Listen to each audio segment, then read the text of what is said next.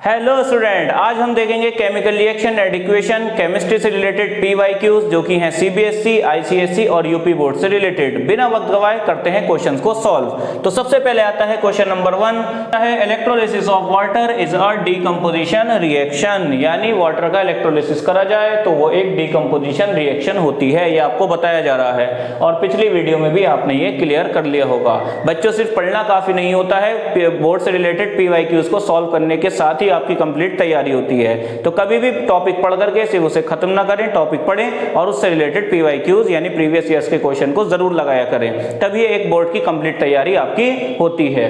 तो इसलिए हम भी क्या कर रहे हैं, इस चैप्टर के लगभग सभी टॉपिक हमारे हो चुके हैं, तो उससे रिलेटेड हम इंपॉर्टेंट पीवाईक्यूज देख रहे हैं। तो देखिए पहला क्वेश्चन क्या है, इलेक्ट्रोलिसिस ऑफ वाटर, यानी वाटर में जब इलेक्ट्रोलिसिस करते हैं। इस टॉपिक को मैं पढ़ा चुका हूं, सभी टॉपिक पढ़ाए हुए होंगे, उन्हीं से रिलेटेड क्वेश्चन है और वही क्वेश्चन आपके लिए इंपॉर्टेंट भी है। तो पहला क्वेश्चन क्या था बच्चों, इलेक्ट्रोलिसिस ऑफ वाटर, कि जब हम वाटर का इलेक्ट्रोलिसिस यानी वाटर में करंट को फ्लो कराते हैं तो उसका डीकंपोजिशन हो जाता है। डीकंपोजिशन मतलब ब्रेक डाउन। ये टॉपिक मैं पढ़ा चुका हूं, आपने वीडियो पिछली देख रखी होंगी जिसमें मैंने टाइप्स ऑफ रिएक्शन पढ़ा रखी हैं, जिसमें हमने पढ़ा था डीकंपोजिशन रिएक्शन। और डीकंपोजिशन रिएक्शन का एक टाइप होता था इलेक्ट्रोलिसिस या इलेक्ट्रिक डीकंपोजिशन रिएक्शन। उसमें वाटर का ही एग्जांपल देकर के मैंने आपको बात समझाई थी। तो यहाँ क्या कह रहे हैं भाई, ये कह रहे हैं कि जब इलेक्ट्रोलिसिस वाटर का होता है तो मास रेशियो हाइड्रोजन और ऑक्सीजन गैसेस का, भाई देखो जब वाटर का इलेक्ट्रोलिसिस होगा वो ब्रेक हो जाएगा, और वाटर मतलब H2O, और H2O ब्रेक होगा तो हाइड्रोजन अलग ऑक्सीजन अलग। अब वो हाइड्रोजन और ऑक्सीजन गैसेस जो लिबरेट हो रही हैं, अलग अलग होकर निकल कर भाग रही हैं, तुम्हारी नहीं रुकेंगी थोड़ी चाचू। हम वाटर का इलेक्ट्रोलिसिस करते हैं तो हाइड्रोजन और ऑक्सीजन गैस बनकर निकल जाती हैं, हाइड्रोजन और ऑक्सीजन गैस बनकर निकल जाती हैं इलेक्ट्रोड के थ्रू। सर कैसे निकालेंगे, समझ लेते हैं बात को। सर यहाँ कर लेते हैं थोड़ी सी प्लॉटिंग, दिखाई दे रहा होगा सभी को।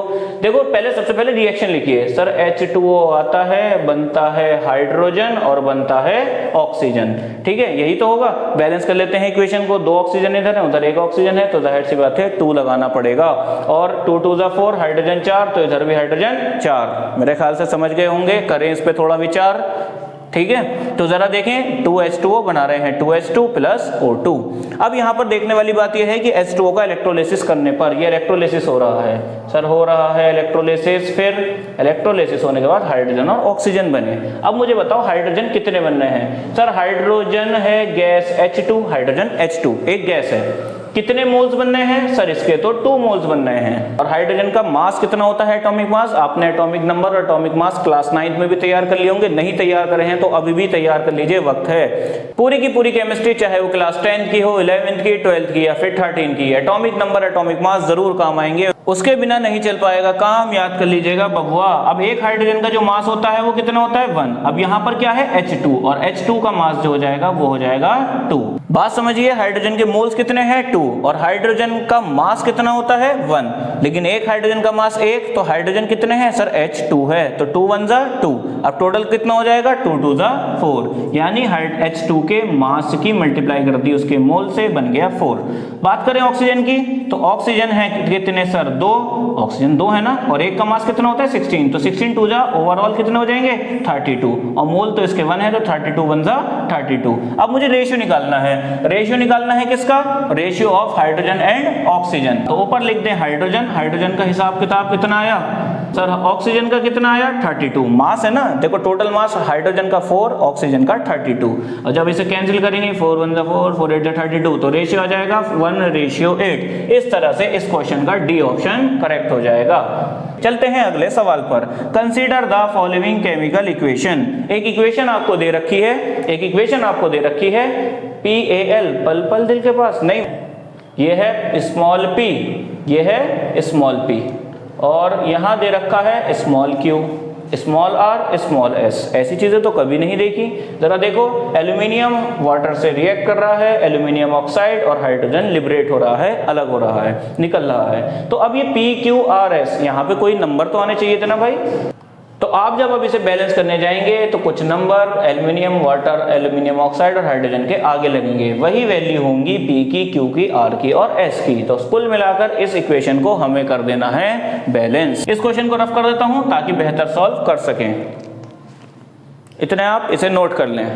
फर्स्ट क्वेश्चन तो हो गया होगा नोट, तो जल्दी से इसको करते हैं बैलेंस। मैंने बैलेंस करने का तरीका बता रखा है, लॉन्ग कट भी और शॉर्टकट भी। शॉर्टकट तरीके से करते हैं, एमसीक्यूज क्वेश्चन है। एल्यूमिनियम इधर कितने हैं? एल्यूमिनियम सर इधर अभी तो 1 है, उधर एल्यूमिनियम 2 है, तो हो सकता है पॉसिबिलिटीज कि P की जगह पर 2 आए, तो 2 एल्यूमिनियम इधर हो जाएंगे और 2 ही इधर, मतलब एल्यूमिनियम के आगे अगर मैं 2 लिख दूं तो इधर 2Al हो जाएंगे, उधर भी मेरे एल्यूमिनियम 2 हो गए। फिलहाल इतना।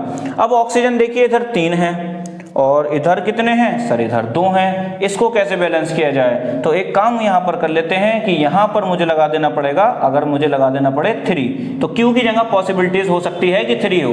अभी हम पॉसिबिलिटीज चेक कर रहे हैं, अगर फिट बैठती है, इक्वेशन बैलेंस होती है, तो वही नंबर हमारे सही हो जाएंगे। तो Q की जगह पर लिख दिया 3, बन गया 3H2O। 3 ऑक्सीजन थे इधर, तो मैंने इधर भी ऑक्सीजन बना लिए 3, ऐसे करके हाइड्रोजन का बच गया बीन। ऐसा क्यों सर? क्योंकि 3 2 6। हाइड्रोजन कितने हो गए इधर? हाइड्रोजन हो गए इधर 3 2 6। उधर कितने हैं? 2 हैं, तो 2 को क्या बना सकते हो? 6 तो बना सकते हो ना। S की जगह क्या रखोगे? 3, बिल्कुल सही। तो R की जगह क्या रखना पड़ा सर? R की जगह तो कुछ रखना ही नहीं पड़ा, यानी R की जगह 1। तो R की जगह अगर 1 रख दें तो वो तो हो जाएगा गायब, Al2O3। R की जगह 1 रखेंगे,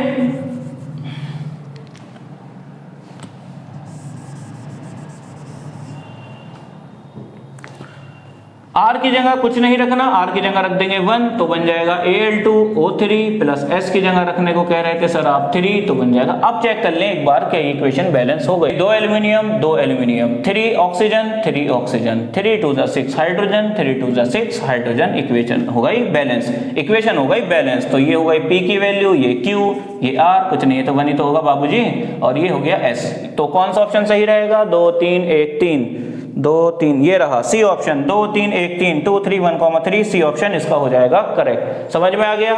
आ गया होगा समझ में, इसे कर ले नोट। चलते हैं क्वेश्चन नंबर 3 पर।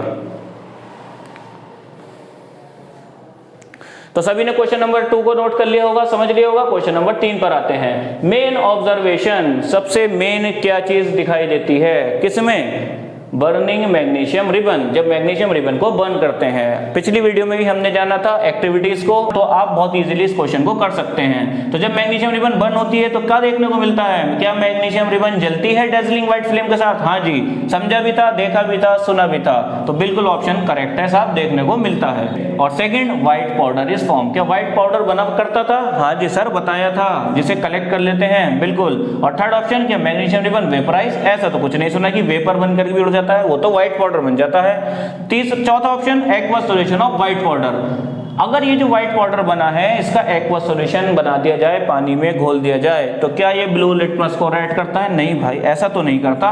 फिलहाल देखो लिटमस क्या होता है, ब्लू टू रेड क्या होता है, ये एसिड बेस चैप्टर के अंदर हम जानेंगे। फिलहाल ये ऑप्शन सही नहीं है। व्हाइट पाउडर जो एक्वस सॉल्यूशन होता है ये असल में नेचर में बेसिक होता है, और जो नेचर में बेसिक होते हैं वो ब्लू टू रेड नहीं करते, वो रेड को ब्लू करते हैं। ओवरऑल चैप्टर 2 में देखेंगे। फिलहाल ऑप्शन ये गलत है, तो ऑप्शन लिखना भूल गया हूं। पहला ऑप्शन था 1 and 2, दूसरा ऑप्शन था 1 and 3, और जी आपका अगला ऑप्शन था 1 and 4 या ऑल ऑफ दिस। तो बताइए क्या सही हो जाएगा? अब तो सब कुछ क्लिनिकल क्लियर है, क्या फर्स्ट और सेकंड, तो ए ऑप्शन इस तरीके से करेक्ट हो जाएगा। ये बात क्लियर हो गई, तीनों क्वेश्चन समझ में आए। चलिए देखते हैं कुछ और क्वेश्चन। चलिए करते हैं अब कुछ और सवाल। क्वेश्चन नंबर आता है 4, करेक्ट बैलेंस केमिकल इक्वेशन। सबसे पहले एक बैलेंस केमिकल इक्वेशन है, वो सही इक्वेशन बतानी है जो एक्सोथर्मिक रिएक्शन को दिखा रही है। एक ऐसी बैलेंस केमिकल इक्वेशन जो एक्सोथर्मिक रिएक्शन को दिखा रही है, जिसमें नेचुरल गैस बर्न हो रही हो, जल रही हो, जैसे तुम अपने दोस्त से जलते हो। नहीं सर नहीं जलते, आईफोन लाने दो दोस्त को, जलोगे। बात को देखेंगे पहले इधर क्वेश्चन पर ध्यान दे लेते हैं। केमिकल इक्वेशन ऐसी वाली एक्सोथर्मिक रिएक्शन को शो कर रही हो। मैंने एक्सोथर्मिक एंडोथर्मिक रिएक्शन भी बता रखी है, जिसमें एनर्जी या हीट जो है वो रिलीज होती है, वो रिएक्शन एक्सोथर्मिक कहलाती है। प्रोडक्ट के साथ देख लें, अगर एनर्जी प्लस में है तो एनर्जी रिलीज हो रही है प्रोडक्ट के साथ, तो सर पहला और तीसरा ऑप्शन तो पहले ही खत्म हो जाएगा, क्योंकि उसमें तो एनर्जी रिलीज होती हुई ही नहीं दिखाई दी। अब बचा बी और डी ऑप्शन। तो एलिमिनेशन मेथड से करें, पहले आप एलिमिनेट कर दें गलत ऑप्शन को जो आपको साफ साफ दिखाई दे रहे हो। अब बी और डी में चेक कर लें, दोनों में एनर्जी रिलीज हो रही है। देख लेते हैं कौन सी दोनों में एनर्जी रिलीज हो रही है, बस चेक कर लेते हैं कौन सी करेक्ट बैलेंस इक्वेशन है। अगर मैं इसमें देखूं एक कार्बन, यहाँ 2 कार्बन, ओहो यही गलती हो गई, तो कंफर्म है कि डी ऑप्शन करेक्ट है। एक कार्बन 4 ऑक्सीजन, 2 ऑक्सीजन यहाँ 2 यहाँ, 4 हाइड्रोजन 2 2 4, 4 हाइड्रोजन यहाँ पर, तो बैलेंस इक्वेशन है, तो डी ऑप्शन हो जाएगा यहाँ पर करेक्ट आंसर। नोट कर लें। अब चलते हैं क्वेश्चन नंबर 5 पर। क्वेश्चन नंबर 5 क्या है? The values of A B C and D. A B C D फिर से एक इक्वेशन दी गई है और ए और बी और सी और डी का पूछा है आंसर। अभी ही इस तरीके का एक क्वेश्चन कराया है, आप इसको खुद से करिएगा वर्क फ्रॉम होम की तरीके से। हम चलते हैं अगले क्वेश्चन पर, इसका आंसर मुझे बताएं कमेंट बॉक्स के अंदर। तो अगले क्वेश्चन पर हम चलते हैं। चलिए चलते हैं अब क्वेश्चन नंबर 6 पर। क्वेश्चन नंबर 6 क्या कहता है? क्वेश्चन नंबर 6 तो आ गया आतंक का दूसरा नाम बाबू भैया, क्योंकि ये है असर्शन रीजन के question. CBSE board, ICSE board जैसे बोर्ड एग्जाम के अंदर असर्शन रीजन क्वेश्चंस आ रहे हैं और आते ही रहेंगे, और इस तरीके के क्वेश्चंस जो आ रहे हैं वो बहुत ज्यादा डिफिकल्ट बैठते हैं, तो बहुत सोच समझकर इनका फैसला करना है। इनके जो चारों ऑप्शन हैं ये कॉमन रहते हैं, क्वेश्चन कोई भी आए ये ऑप्शन एज इट इज रहते हैं, बस हमें असर्शन और रीजन को समझना है। क्या असर्शन दे रखा है? जो डीकंपोजिशन रिएक्शन होती हैं जनरली क्या वो एंडोथर्मिक होती हैं। एंडोथर्मिक मतलब जो रिएक्शन हीट एब्जॉर्ब करती हैं, जो एनर्जी को एब्जॉर्ब करती हैं। तो देखो डीकंपोज अगर करोगे तो आपको पता है कि लाइट की हेल्प से या इलेक्ट्रिसिटी की हेल्प से या हीट की हेल्प से हम एनर्जी देते हैं, और एनर्जी दे रहे हैं तो एंडोथर्मिक रिएक्शन तो होगी, और एनर्जी देकर वो डिकम्पोज हो जाते हैं, तो इसका मतलब डीकंपोजिशन रिएक्शन एंडोथर्मिक होती हैं। बिल्कुल, क्योंकि हीट उसमें दी जाती है। तो स्टेटमेंट तो ये सही लग रहा है, असर्शन यहाँ पर करेक्ट हो जाएगा। लेकिन अब रीजन को पढ़ते हैं, वजह तो पूछो। क्या वजह पूछेंगे? Decomposition of organic matter. Organic matter जो होता है बच्चों, सही है, काऊ डंग हो गया, वेजिटेबल पील्स हो गई, फल सब्जियों के छिलके, ये सब ऑर्गेनिक मैटर के अंदर आते हैं, तो इनका भी तो डीकंपोजिशन होता है। और इनका डीकंपोजिशन आपने देखा होगा फार्मिंग के अंदर होता है, खेतों के अंदर इनकी बनाई जाती है कंपोस्ट, खाद। तो जब खाद बनती है तो क्या वो एक एक्सोथर्मिक प्रोसेस है? हाँ जी, तो ये एक एक्सोथर्मिक प्रोसेस है। बायोगैस प्लांट के अंदर भी इसको यूज किया जाता है। हाँ, ये एक एक्सोथर्मिक प्रोसेस है, क्योंकि इसे बायोगैस प्लांट में भी यूज करा जाता है और वहां पर इसको एनर्जी निकलती है। तो ध्यान रखना, ऑर्गेनिक मैटर का जब डीकंपोजिशन होता है तो वो एक्सोथर्मिक। ये स्टेटमेंट बिल्कुल करेक्ट है, याद रखिएगा, वेरी इंपॉर्टेंट। पर बाकी डीकंपोजिशन रिएक्शन ज्यादातर जनरली क्या होती है? एंडोथर्मिक होती हैं। तो बात तो दोनों सही है, पर यहाँ बात चल रही है एक्सोथर्मिक की, यहाँ बात चल रही है एंडोथर्मिक की। तो पहला ऑप्शन क्या है? ए और बी दोनों ट्रू है, बात सही है, लेकिन आर जो है वो एक्सप्लेनेशन ए की नहीं है। आर अलग बात कर रहा है, ए अलग बात कर रहा है। तो ए और आर दोनों ट्रू हैं, और आर ए की एक्सप्लेनेशन नहीं है। तो इस तरीके से कौन सा ऑप्शन करेक्ट हो जाएगा? बी ऑप्शन इसका करेक्ट हो जाएगा। मेरे ख्याल से सभी क्वेश्चंस आपको समझ में आए होंगे। इस वीडियो में सिर्फ इतना ही। इस वीडियो के अलावा अगली वीडियो में भी हम कुछ और PYQs लाएंगे, तो बने रहें चैनल पर। वीडियो देखने के लिए धन्यवाद।